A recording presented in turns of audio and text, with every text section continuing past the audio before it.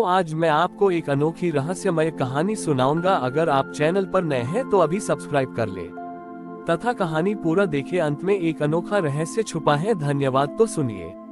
प्राचीन काल में मगध और अंग राज्यों की सीमा पर एक छोटा सा गांव था जिसका नाम था ब्रह्मवन। इस गांव में मकरंद नामक एक मूर्तिकार रहता था।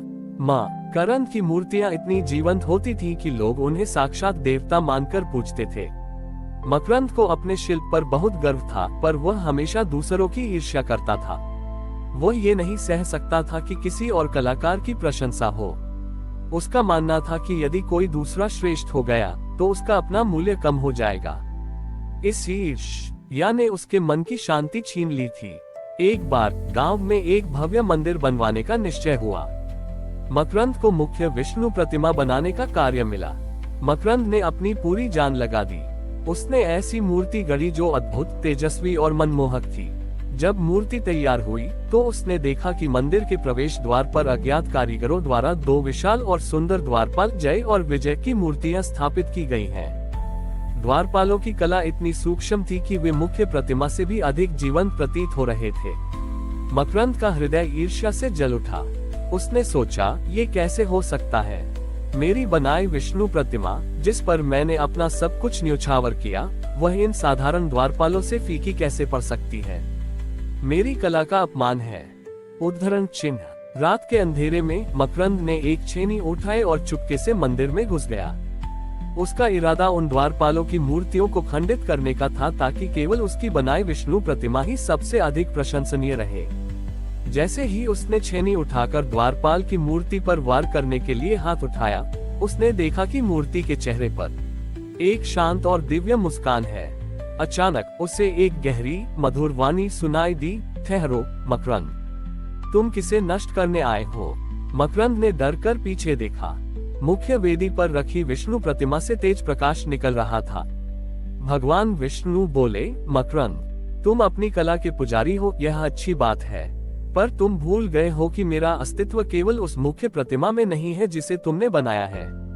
मैं तो उस द्वारपाल में भी हूँ जो प्रवेश द्वार पर विनम्रता से खड़ा है। मकरंद ने कांपते हुए पूछा, प्रभु, पर मेरी ईर्ष्या, ये मूर्तियां मेरी कला को ढक रही हैं। भगवान ने समझाया, तुम अपनी कला को प्रतिस्पर्धा में देख रहे हो, पूर्णता में नहीं। पूर्णता में हर एक वस्तु का अपना मूल्य होता है। इस मंदिर की पूर्णता तब तक नहीं आ सकती जब तक ये द्वारपाल यहाँ खड़े न हो।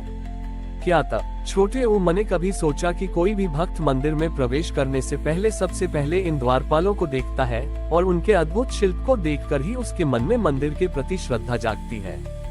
भगवान ने आगे कहा, श्रेष्ठता केवल केंद्र में खड़े होने में नहीं है, बल्कि उस कार्य को करने में है जो तुम्हें सौंपा गया है, चाहे वह द्वारपाल बनना हो या मुख्य देवता। यदि द्वारपाल अपना कार्य ईमानदारी से न करे तो मुख्य देवता की रक्षा कौन करेगा? जिस क्षण तुमने उस अज्ञात शिल्पी की कला को स्वीकार किया होता, उसी क्षण तुम्हारी कला भी पूर्ण हो जाती। मकरंद को अपनी गलती समझ आ गई। उसने अपनी छेनी वहीं फेंक दी और द्वारपालों की मूर्ति के सामने नतमस्तक हो गया।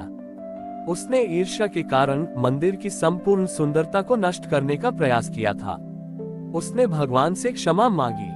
भगवान विष्णु ने उसे क्षमा करते हुए कहा, मकरंद, अब तुम वापस जाओ और उस अज्ञात शिल्पी को खोजो और उसकी प्रशंसा करो।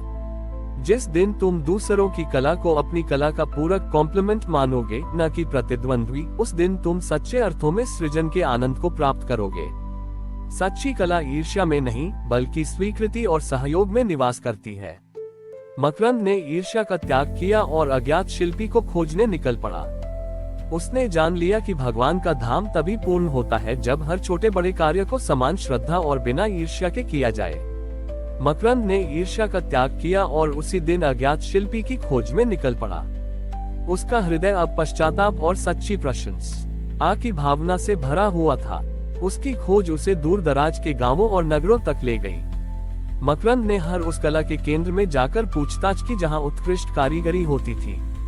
अंततः उसे एक सुदूर गांव में पता चला कि एक वृद्ध और गुमनाम कारीगर, जिसका नाम शिल्पक था, कुछ समय पहले वहां रहता था और वह प्रायः बिना किसी प्रशंसा की इच्छा के मंदिरों और सार्वजनिक स्थानों पर मूर्तियां बनाता था। मकरंद उस गांव के एक साधारण से मिट्टी के घर तक पहुंचा। उसने देखा कि शिल्पक एक छोटे से कमरे में बैठा मिट्टी के साधारण दिए बना रहा था। ये दिए भी इतनी कलात्मकता से गढ़े गए थे कि वे स्वयं किसी कलाकृति से कम नहीं थे। मकरंद ने आगे बढ़कर शिल्पक के चरणों को छू लिया। आप ही वह महान शिल्पी हैं जिन्होंने हमारे नगर के मंदिर में उन अद्भुत द्वारपालों को गढ़ा है, मकरंद ने भावुक होकर कहा। मैं मकरंद अपनी मूर्तिकला के अहंकार में अंधा था और मैंने आपके शिल्प को नष्ट करने का प्रयास किया। मैंने उन मूर्तियों को अपनी कला का छोटे उष्मन समझा, पर वे तो मेरी ही कला की पूरक थी। कृपया मुझे क्षमा करें। शिल्पक, जो वर्षों से गुमनामी में जी रहा था, मकरंद के हृदय परिवर्तन से विस्मित हुआ। शिल्पक ने शांत स्वर में कहा, उठो मकरंद, तुम केवल अपनी कला के प्रति नहीं बल्कि सत्य के प्रति ईमानदार हुए हो। मैंने वह कार्य केवल इसलिए किया कि मुझे लगा कि मुख्य प्रतिमा की दिव्यता को स्थापित करने के लिए एक मजबूत और विनम्र प्रवेश द्वार आवश्यक है। मकरंद ने पूछा, आपने उस कार्य के लिए कोई पारिश्रमिक क्यों नहीं लिया और आपने अपनी कला को क्यों छिपाए रखा? उद्धरण चिन्ह। शिल्पक ने एक मिट्टी का दिया उठाया और उसे मकरंद को देते हुए कहा, वत्स, मेरी कला मेरा जप है, मेरा ध्यान है। मैं जानता हूँ कि जिस क्षण मैं अपनी कला के लिए प्रशंसा या मूल्य चाहूंगा, वह मेरी साधना नहीं बल्कि मेरा व्यापार बन जाएगी। मैंने द्वारपाल इसलिए बनाए ताकि लोग मुख्य प्रतिमा तक पहुंच सकें। मेरा उद्देश्य साधन बनना था, साध्य नहीं। शिल्पक ने आगे कहा, कला की सबसे बड़ी सुंदरता उसमें नहीं है जो केंद्र में खड़ी है, बल्कि उसमें है जो मूक रहकर बिना किसी नाम या पहचान के अपनी भूमिका निभाती है। मेरा आनंद द्वारपालों की सुंदरता में नहीं बल्कि यह जानने में था कि वे मुख्य देवता के चरणों तक पहुंचने में सहयोग कर रहे हैं। मकरंद को भगवान विष्णु के शब्दों का अंतिम मर्म समझ आ गया। सच्ची श्रेष्ठता आत्म प्रशंसा में नहीं बल्कि सामूहिक पूर्णता में होती है। उसने ये भी समझा कि कलाकार का सबसे बड़ा सुख कार्य में होता है, न कि मान्यता में। मकरंद ने शिल्पक से वादा किया कि वह अपनी शेष कला का उपयोग केवल ऐसे कार्यों में करेगा जो दूसरों के उत्थान में सहयोग करें, न कि केवल अपनी प्रतिष्ठा बढ़ाने में। वह वापस चित्तसार लौट गया और वहां उसने शिल्पक के साथ मिलकर कई सार्वजनिक स्थलों पर ऐसी मूर्तियां, कंधेरे और मेहराब बनाई जो मुख्य संरचनाओं की महिमा को बढ़ाते थे पर स्वयं को कभी केंद्र में नहीं रखते थे। मकरंद ने अंततः ईर्ष्या के बंधन को तोड़कर सहयोग के आनंद को प्राप्त किया और वह सच्चे अर्थों में एक कर्मयोगी बन गया।